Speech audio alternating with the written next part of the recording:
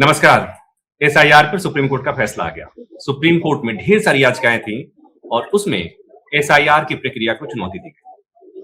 कहा गया था कि एसआईआर की प्रक्रिया असंवैधानिक है, चुनाव आयोग को अधिकार नहीं है और इस पर लंबी सुनवाई हुई। सुप्रीम कोर्ट ने आज फैसला दिया। हालांकि जो मैं समझ रहा हूं, सबको पता था कि सुप्रीम कोर्ट का फैसला आएगा क्या, क्योंकि जब सुप्रीम कोर्ट ने ये उस समय याचिकाएं आई थी जब बिहार में एसआईआर की प्रक्रिया शुरू। बिहार में एसआईआर की प्रक्रिया पूरी हो गई। सुप्रीम कोर्ट ने रोक नहीं लगाई। सुप्रीम कोर्ट ने कहा कि जो प्रक्रिया चल रही है वो चलती रहेगी। एसआईआर की प्रक्रिया पश्चिम बंगाल में पूरी हो गई। तो जब दो राज्यों में एसआईआर की प्रक्रिया निर्बाध पूरी हो गई, निर्विघ्न पूरी हो गई, उसके बाद से भला कौन सोच सकता था सुप्रीम कोर्ट इससे इतर भी कोई फैसला देगा। फिर भी ये फैसला क्या है, इस फैसले का मायने क्या है? सुप्रीम कोर्ट ने जो एसआईआर की प्रक्रिया को वैध ठहराया है, संवैधानिक ठहराया है, इसके अतिरिक्त क्या क्या कहा है, इसे समझने के लिए इस मामले में याचिकाकर्ता वैभव मिश्रा हैं। वैभव, स्वागत है आपका। जी बहुत बहुत धन्यवाद। वैभव, जैसा मैंने बताया कि सुप्रीम कोर्ट ने एसआईआर की प्रक्रिया को सही ठहराया है, कहा कि चुनाव आयोग को ये अधिकार है और ऐसे में इसे असंगत, असंवैधानिक नहीं ठहराया जा सकता। तो जैसे मैंने ये भी कहा कि पहले ही ये लगभग तय हो गया था, ये माना जा चुका था जब सुप्रीम कोर्ट ने बिहार की एसआईआर की प्रक्रिया में कोई रोक नहीं लगाया, जब पश्चिम बंगाल के एसआईआर में कोई रोक नहीं लगी, तो हम मानकर चल रहे थे कि एसआईआर की प्रक्रिया में देश की सबसे बड़ी अदालत किसी भी तरह से उसे असंगत, असंवैधानिक घोषित नहीं करने जा रहा है। तो आज के इस फैसले को आप किस तरह देख रहे हैं? मैंने और कई और 2-3 लोगों ने, 4-5 लोगों ने फाइल किया था petition in favour of SIR process. मैं खुद बिहार से आता हूँ, मैं खुद अपने नाम से पिटिशन फाइल किया था। सुपौल डिस्ट्रिक्ट में बलुआ गांव है मेरा, और मेरा गांव जो है लगभग 20 मिनट दूर है नेपाल बॉर्डर से। तो इलीगल इमिग्रेशन का नॉट ओनली डेमोग्राफिक इफेक्ट पर इलेक्टोरल प्रोसेस में क्या इफेक्ट पड़ता है ये देखा हमने, उसके देखते रहते लगभग, और उसका हमने पिटिशन में जिक्र भी किया था। तो जब सितंबर अक्टूबर में हमने पिटिशन फाइल किया था, नोटिस उसी दिन इश्यू हो गया था। और जैसे सूर्यकांत ने उस दिन बोला भी था कि we want to hear him, मेरे लिए बोलते हुए, because he is from Bihar. ये इम्पोर्टेंट इसलिए है क्योंकि उस टाइम पे सारे पिटिशनर जो थे वो अगेंस्ट एसआईआर थे। I and along with few other one of the few petitioner जो फेवर में एसआईआर थे, और हम लोग उस क्षेत्र से, रीजन से आते हैं। हमने ये भी लिखा था आपने आर्गुमेंट्स के टाइम पे रिटन सबमिशन में भी, और बोला भी था कि पटना हाईकोर्ट का ऑर्डर है कि बिहार में illegal immigration and influx of illegal immigration is a reality. ये पटना हाईकोर्ट का ऑर्डर है, मैं अलग से नहीं कह रहा हूँ। इसके लिए डीएम किशनगंज जो एक और बॉर्डरिंग डिस्ट्रिक्ट है इंटरनेशनल बॉर्डर पे, उनको भी डायरेक्शन दिया था पटना हाईकोर्ट ने कि इस विषय पे आप लोकल पब्लिक को सैनिटाइज करें और इलीगल इमिग्रेशन पे काम करें। लगभग हमने और भी डेटा दिए थे, क्योंकि कई बार सवाल होता था कोर्स ऑफ आर्गुमेंट्स की वेयर इज द डेटा की इलीगल इमिग्रेशन का।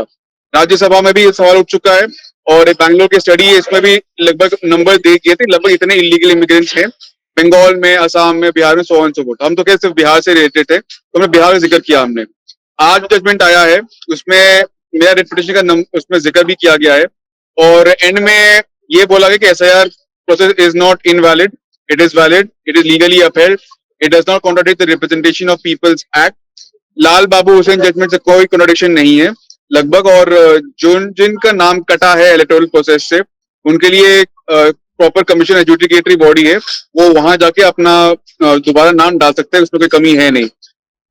जब ड्यूरिंग कोर्स ऑफ आर्गुमेंट भी कई लोग आए थे, उनको इंटरिम रिलीफ भी मिला था कि हमारा नाम कट गया है, तो उनको भी ये इंटरिम रिलीफ किया गया था कि आप जब दोबारा नाम डाल सकते हैं अपने पेपर वर्क दिखा के। उनका कई लोग के नाम वापस आए भी थे। हमारा ये भी पॉइंट था कि आखिरी बार एसआईआर हुआ था बिहार में 2003 में, 22 साल बाद आप 2025 में करा रहे हैं। हमारा ये मानना था कि इसको रेगुलर इंटरवल पे कराया जाए, क्योंकि जैसे मैंने पहले ही बोला, सिर्फ एक विधायक का चुनाव या सांसद का चुनाव इंपॉर्टेंट के अलावा एक एमएलसी का चुनाव भी काफी इंपॉर्टेंट रहता है। एमएलसी चुनाव का ग्रेजुएट कॉन्स्टिट्यूएंसी, टीचर्स कॉन्स्टिट्यूएंसी होता है, जैसे आप जानते होंगे, वोटर्स, टीचर्स एंड ग्रेजुएट्स होते हैं।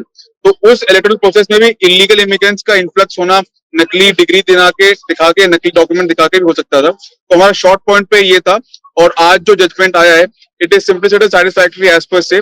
इसमें और कुछ होगा तो आगे हम दोबारा कोर्ट जा सकते हैं, पर अभी we are basically simply satisfied जो आज अफेल हुआ है एसआईआर प्रोसेस का by the honourable Supreme court.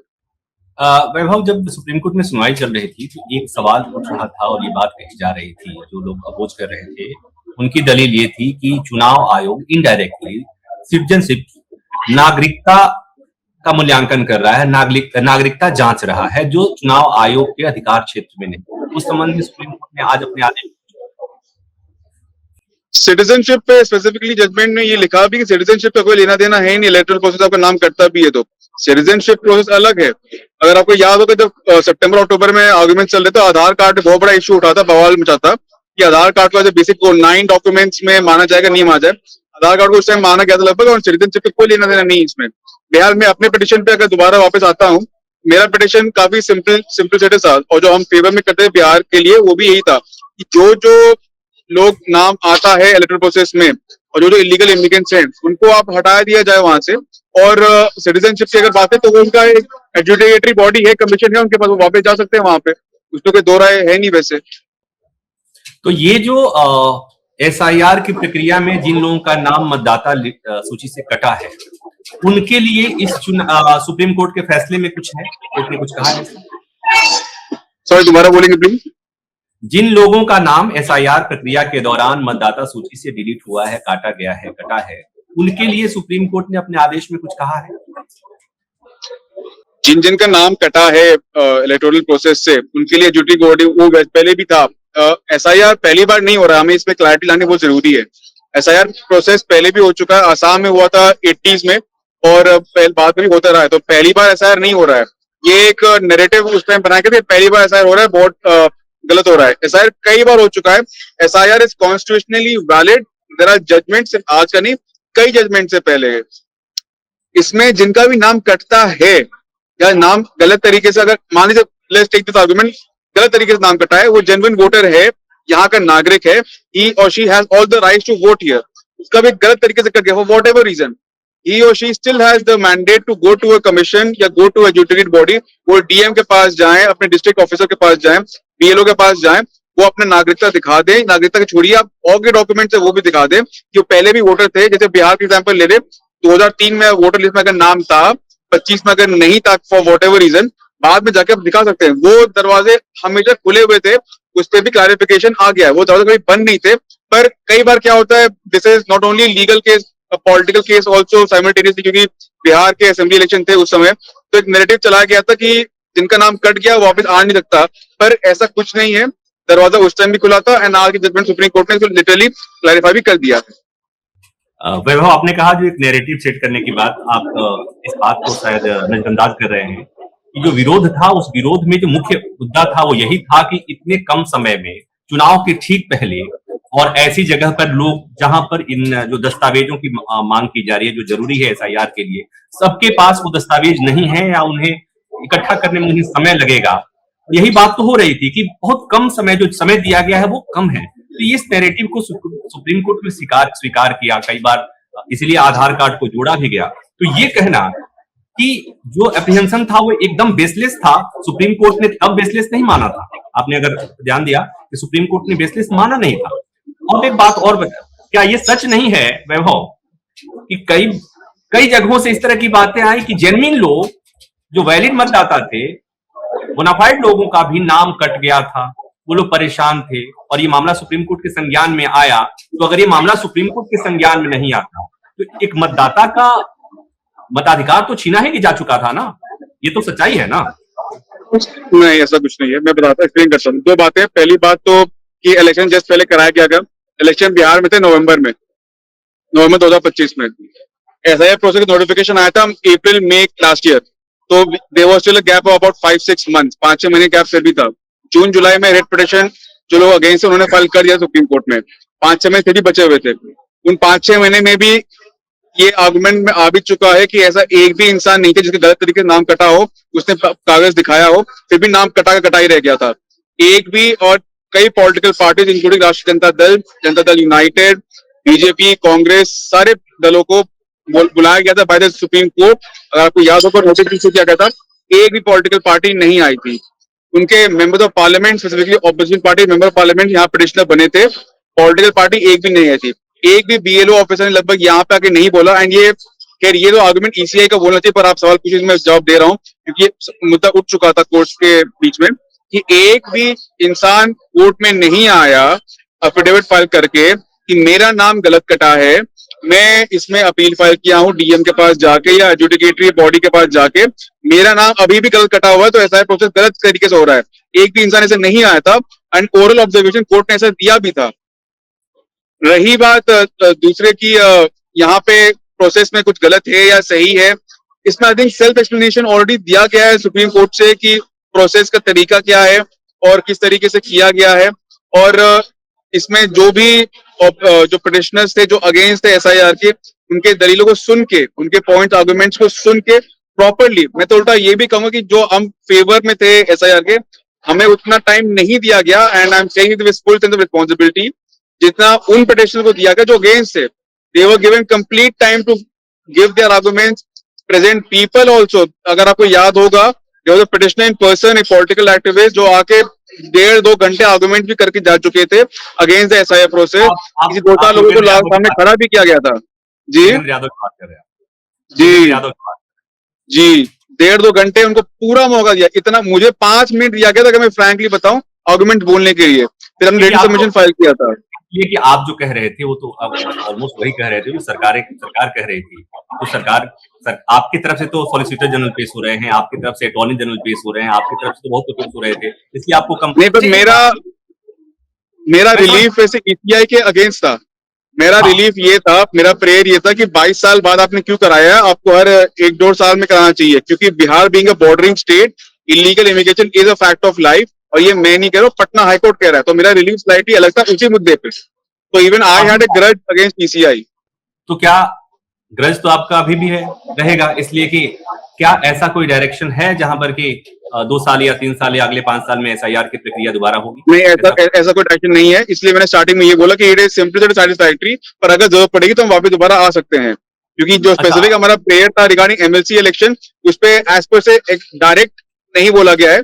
पर हम देखते हैं, अगर मान लीजिए 2 साल अगला चुनाव 2029 में है और 2030 में है, उससे पहले अगर हमें लगता है जरूरत है, then we can again come back to court के दरवाजे बंद नहीं हुए वैसे हमारे लिए लगभग। अच्छा, एक चीज और आखिर में, जो जैसा मैंने शुरू में ही कहा था कि जो फैसला आया है, बिहार, पश्चिम बंगाल, 2 जगह तो कम से कम एसआईआर की प्रक्रिया पूरी हो ही गई, बाकी जगहों पर उत्तर प्रदेश में भी ऑलमोस्ट पूरी हो गई। क्या इससे अलग भी सुप्रीम कोर्ट का फैसला आ सकता था, आने की संभावना थी क्या? और अगर इससे उलट फैसला आता तो क्या होता? ये बड़ा मैं जब सवाल समझ गया, मैं इसका जवाब मैं एग्जाम्पल देके करूंगा। आपको याद होगा महाराष्ट्र में उद्धव ठाकरे जी की सरकार जब बदली थी, सुप्रीम कोर्ट में आए थे। जब शिवसेना का स्प्लिट हुआ था, फिर सुप्रीम कोर्ट आए थे कि स्प्लिट गलत है, स्पीकर काउंटिंग नहीं कर रहे हैं। महाराष्ट्र असेंबली में क्या हुआ, तो आए थे जैसे चंद्रचूड़, उस टाइम सीजेआई थे। सीजेआई साहब जब चंद्रचूड़ ने अपने जजमेंट में लिखा भी था कि just because Uddhav Thackeray resigned as CM before the counting to take पे, जितना मुझे अभी याद आ रहा है, henceforth we are not, वरना हम उलट रिवर्स कर सकते थे उस टाइम की बात अगर मुझे याद आ रही तो ऐसा नहीं है कि जजमेंट एक तरफ से आता था। That ground was there in that judgment. उसका एग्जांपल लेके मैं इसलिए बता रहा हूं बिकॉज अगर सुप्रीम कोर्ट का ऑर्डर उल्टा भी आ सकता था, मेरे खिलाफ भी स्ट्रिक्चर पास हो सकते थे कि आप आराम से आए हैं, आपका कोई लेना देना नहीं, लोकस आपका बनता नहीं है। जो पिटिशनर्स है उनके फेवर में आ सकता था, क्योंकि एसआईआर पहले भी अपहेल्ड हो चुका है, तो जरूरी नहीं कि दोबारा अपहेल्ड होगा। जो प्रोसेस 84 में असम के लिए हुआ था, वो 2025 में बिहार के लिए भी अपहेल्ड हो जरूरी नहीं है। अपहेल्ड होने की बात, या इसको स्ट्राइक डाउन कर सकते थे या एक लिमिट तक कर सकते थे, या सुप्रीम कोर्ट ये भी कह सकता था कि 2029 के पहले अगर ईसीआई करने की संभावना रखती है तो ये प्रोटोकॉल आप फॉलो करें, वरना आप नहीं कर सकते एसआईआर। ये सुप्रीम कोर्ट चाहे कह सकती थी, पर ऐसा नहीं कहा है। एंड अगर आप देखेंगे 124 पेज का जजमेंट है, there are categorical grounds given why SIR is upheld, why Lal Bihari Hussain judgment is Lal Babu Hussain judgment is not contradictory.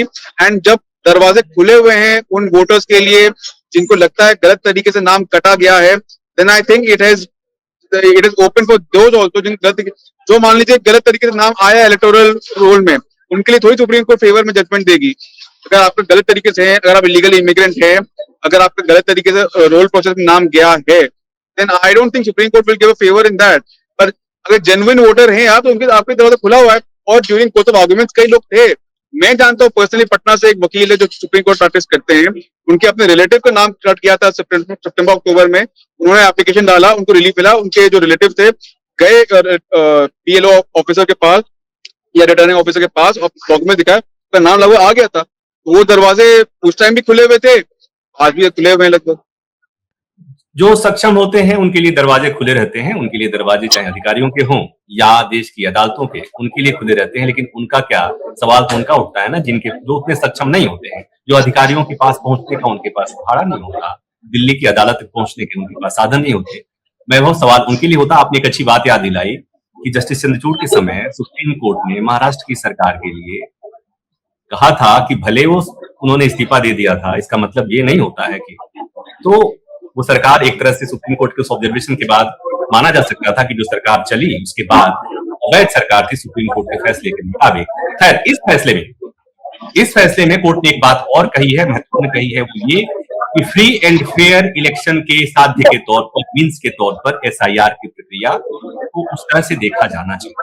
तो ये SIR की प्रक्रिया तब से विवाद हो रहा था। उस विवाद को लेकर सुप्रीम कोर्ट ने एक तरह से, हालांकि पहले ही इस विवाद पर पूर्ण विराम अपने तरफ से सुप्रीम कोर्ट की टिप्पणी से ही लग गया था, और सुप्रीम कोर्ट ने बिहार और पश्चिम बंगाल के SIR की प्रक्रिया पर रोक नहीं लगाया तो ये माना जा रहा था कि अब इसमें कोई दिक्कत नहीं आएगी। लेकिन सुप्रीम कोर्ट ने आज अपने आदेश में जब ये कहा कि SIR की प्रक्रिया चुनाव आयोग के अधिकार क्षेत्र में है, चुनाव आयोग ने जो किया है वो असंगत, असंवैधानिक नहीं है, तो अब SIR की प्रक्रिया को वैधानिक मान्यता सुप्रीम कोर्ट की तरफ से न्यायिक मान्यता मिल गई है। और अब ये उम्मीद की जानी चाहिए कि SIR की प्रक्रिया आने वाले समय में इस प्रक्रिया को लेकर कोई अलग विवाद खड़ा नहीं हो। वैभव मेश्राम से बात कर रहे थे। आपका बहुत बहुत धन्यवाद इतना समय निकालने के लिए। और आप सब देख रहे थे अनकोट। ऐसी ही बातचीत के लिए, कानूनी खबरों के लिए, कानूनी जानकारी के लिए अनकोट को देखते रहिए। और ये जानकारी, ये बातचीत पसंद आई हो तो लाइक कीजिए, शेयर कीजिए, और हाँ, अनकोट को सब्सक्राइब भी करें।